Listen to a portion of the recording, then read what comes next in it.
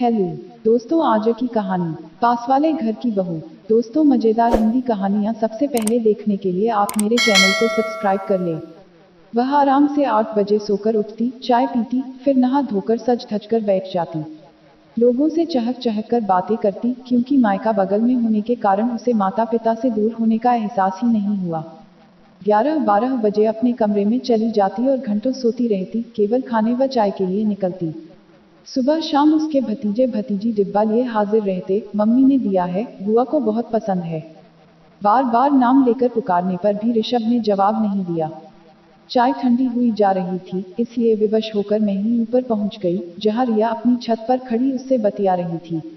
उनके प्रेम भरे गुटगु में मेरे तीक्ष्ण स्वर चाय पीनी है ने विघ्न डाल दिया। रिया वहां से टली नहीं, मुस्कुराकर बोली, नमस्ते आंटी जी। मैंने अभिवादन का जवाब दिया और पैर पटकती नीचे उतर आई। बेशरम कहीं की, माँ के सामने ही उसके बेटे से प्रेम की पींगे बढ़ा रही है, कोई लिहाज संकोच है ही नहीं। माँ, कहाँ है मेरी चाय? नीचे आकर ऋषभ ने पूछा। देख ऋषभ, अब तू बच्चा नहीं है, एक जिम्मेदार बैंक ऑफिसर है। छत के उस कोने में खड़े तुम दोनों क्या खुसुर फुसुर करते रहते हो? बचपन में साथ खेलते थे, मैंने ध्यान नहीं दिया। बड़े हुए तो एक ही कॉलेज में थे, सो मैं चुप रही, लेकिन अब क्या बातें होती हैं। माँ, हमने बचपन से लेकर अब तक एक लंबा समय साथ में बिताया है, अब तो हमें एक दूसरे से बात करने की आदत हो गई है। तुम व्यर्थ ही चिंता करती रहती हो। हमारे बीच ऐसा कुछ भी तो नहीं है। हम सिर्फ बात ही तो करते हैं। बात बढ़ते समय नहीं लगता। मेरी भरिकुटी में बल पड़ रहे थे। अपने योग्य सुंदर बेटे की पड़ोस की साधारण सी रिया से नजदीकियां मुझसे बर्दाश्त नहीं हो रही थी। ऋषभ के कुछ भी तो नहीं है कहने पर भी मुझे विश्वास नहीं हुआ। रिया के बदले रुख पर मैं हैरान परेशान रहती थी। आजकल आए दिन कभी पकौड़े की प्लेट तो कभी अचार की शीशी लिए हाजिर हो जाती थी। ऐसे ही एक दिन वो घर पर आ धमकी। उसे देख मैंने कहा, सूट तो बड़ा सुंदर है। इसे दिखाने आई थी या पकौड़े देने? कुछ भी समझिए आंटी जी, वैसे कैसी लग रही हूँ? ठीक है, मुझे कहना पड़ा, उसे देखकर ही मैं शंकाग्रस्त हो जाती। बचपन में दिन रात साथ खेलते बच्चों को युवावस्था में अलग कर देना मुश्किल होता है। हम 3 बहनों की संतानों में ऋषभ इकलौता था।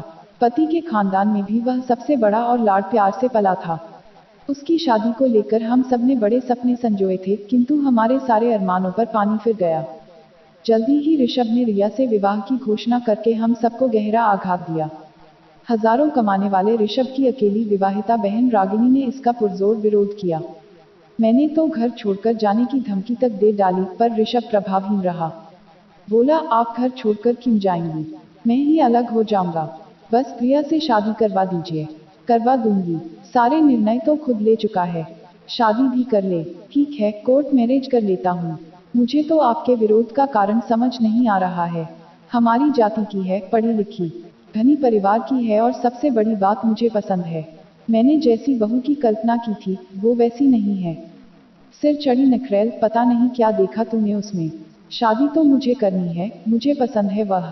भैया, आपको मम्मी से ऐसे बात नहीं करनी चाहिए। तू चुप रह, मम्मी की चमची। अभी 2 दिन में संदीप के पास चली जाएगी। तूने भी तो की थी अपनी पसंद से शादी, मैंने कोई विरोध किया था। रागिनी चुप हो गई, उसने भी प्रेम विवाह किया था, लेकिन मैंने उसमें अपनी सहमति दी थी। मैं कुछ बोलती उससे पहले ऋषभ के पापा बोले, ऋषभ की शादी रिया के साथ ही होगी। जवान लड़का घर से चला जाए, यही चाहते हो क्या तुम लोग? यह सब मैं नहीं होने दूंगा। अब कोई एक शब्द नहीं बोलेगा। शादी की तैयारी करो। उसके बाद सबने चुप्पी साध ली। शादी बारात तक मैं बिल्कुल शांत रही। मुंह दिखाई में 5 तोले का हार दिया, लेकिन यह देखकर मेरा मुंह उतर गया कि रिया के माता पिता ने दान दहेज काफी कम दिया था। हालांकि बारातियों का स्वागत बढ़िया था। रिया की व्यक्तिगत सभी चीजें अच्छी क्वालिटी की थी, पर हर पारंपरिक सास जैसे घर के अन्य सदस्यों व वर के लिए कीमती गिफ्ट व नकद की अपेक्षा करती है, मैं भी कुछ उसी तरह की अपेक्षाएं पाले बैठी थी। पर ऋषभ के पिता का सख्त निर्देश था कि मुंह खोलकर कोई मांग नहीं की जाएगी। बहरहाल रिया बहू बनकर हमारे घर आ गई। जब तक घर रिश्तेदारों से भरा था, मैंने उसे आराम करने दिया। वह आराम से 8 बजे सोकर उठती, चाय पीती, फिर नहा धोकर सज धज कर बैठ जाती।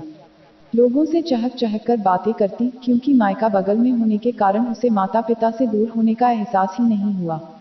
11-12 बजे अपने कमरे में चली जाती और घंटों सोती रहती। केवल खाने व चाय के लिए बाहर निकलती।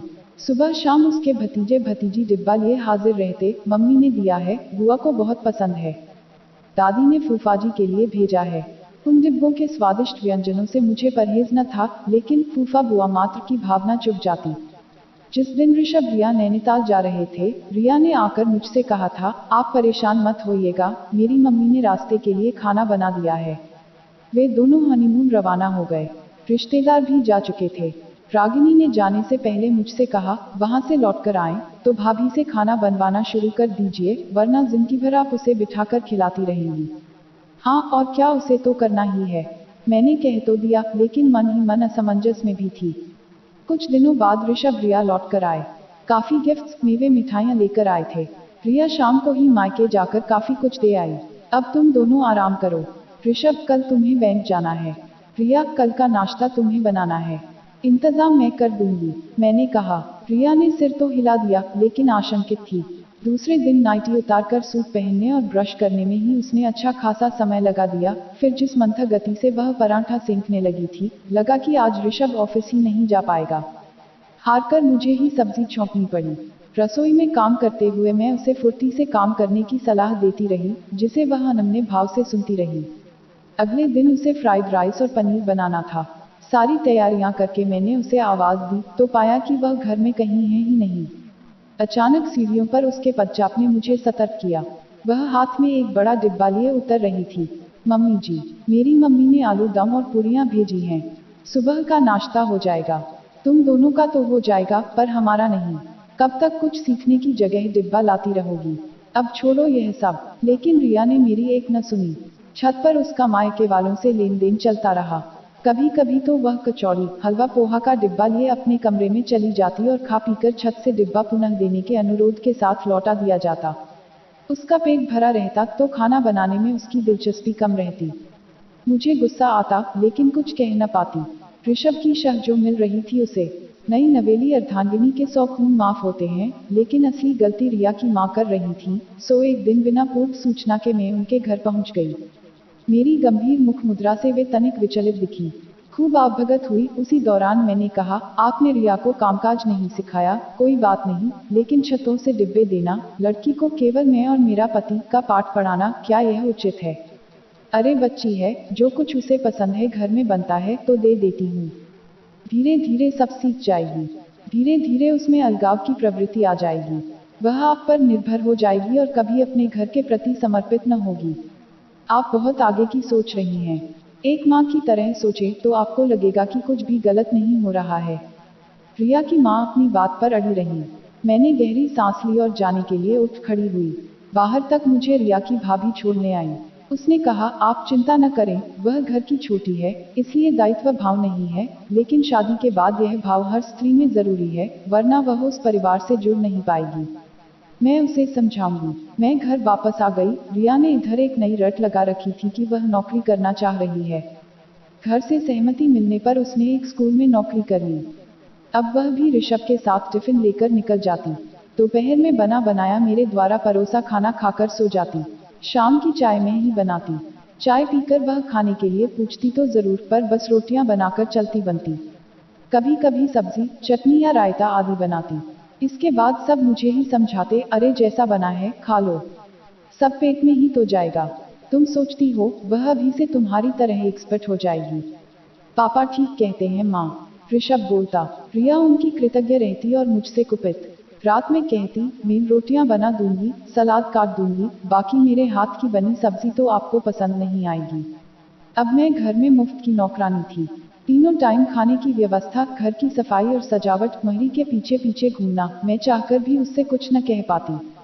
वह हमेशा मुझसे एक निश्चित दूरी बनाकर रखती। घर में एक और औरत के आ जाने से मेरी अपेक्षा बनी रहती कि रिया मेरी कुछ मदद करे। इसके लिए विरोध स्वरूप कभी सिरदर्द तो कभी कमर दर्द का बहाना बनाकर पड़ी रही कि रिया कुछ करे, लेकिन इसका विपरीत प्रभाव पड़ा। उसके घर से सुबह शाम टिफिन आने लगे। वह टिफिन लेकर स्कूल जाती, वहां से लौटकर सीधे मायके जाती, खा पी कर लौटती। कभी कभी स्कूल में काम ज्यादा होने पर मायके ही रुक जाती। अब घर में एक अलग ही सुगबुगाहट शुरू हो गई थी कि रिया ऋषभ के साथ अलग रहने की योजना बनाने लगी है, कहीं और जहां से ऋषभ का बैंड पास पड़ता हो। मैं यह सब बातें सुनकर सन्न रह गई।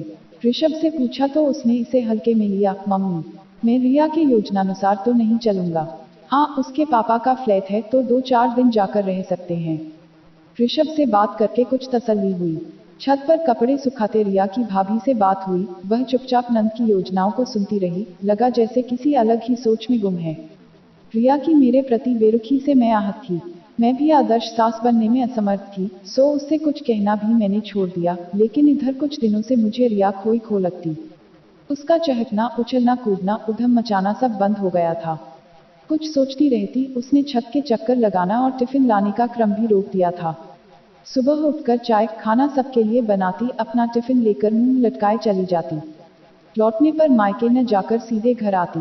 दोपहर का दाल चावल बनाने में मदद करती, परोसती, बटोरती, शाम को जल्दी सोकर उठ जाती, घर व्यवस्थित करती। मैं चाय बनाती तो उदास चेहरा लिए बगल में खड़ी रहती। चाय पीकर स्कूल का काम करती। रात का खाना बनाने जाती तो तुरंत किचन में पहुंच जाती। आप आराम करें, मैं खाना बना लेती हूँ। जैसी तुम्हारी इच्छा। मैं उल्टे पांव लौट आती। वह मसाला पीसती, भरसक स्वादिष्ट सब्जी बनाने का प्रयास करती, पतली रोटियां सेंकती, कोई मीठा जरूर बनाती। इस दौरान बराबर मेरा मुंह ताकती रहती कि मेरी प्रतिक्रिया क्या है। मैं उसमें सकारात्मक परिवर्तन से आश्चर्यचकित थी। कहती, रिया आज की सब्जी अच्छी बनी है, तो वह खुश हो जाती, थैंक यू मम्मी जी। मेरी उत्सुकता बढ़ गई। एक दिन मैंने रिया के स्कूल जाने पर ऋषभ को पकड़ा। मामला क्या है ऋषभ? जिस लड़की को मैं समझा कर थक गई, उसमें अचानक इतना परिवर्तन कैसे आ गया? माँ, उसकी कुछ फैमिली प्रॉब्लम है। अच्छा, अब तू सीधे शब्दों में बता, बातें घुमा फिराकर कहना छोड़। उसकी भाभी जो सब काम धाम करती थी और भैया जो एकमात्र कमाने वाले मेंबर हैं, उन लोगों ने अलग रहने का निर्णय ले लिया है। रिया कुछ समझाने की कोशिश करती है तो भाभी हत्थे से उखड़ जाती हैं कि तुम अपने ससुराल में क्या कर रही हो, जो मैं यहाँ मरती रहूं। रिया की माँ दिन रात रोती रहती हैं, इसलिए वह बहुत परेशान रहती है। रिया ने कुछ चर्चा करने से मना किया है। वह यह सब सोचकर हलकान है कि उसके माँ बाप कैसे अकेले रहेंगे, घर का खर्चा कैसे चलेगा। रात में वह ठीक से सोती भी नहीं। ओह, यह बात है।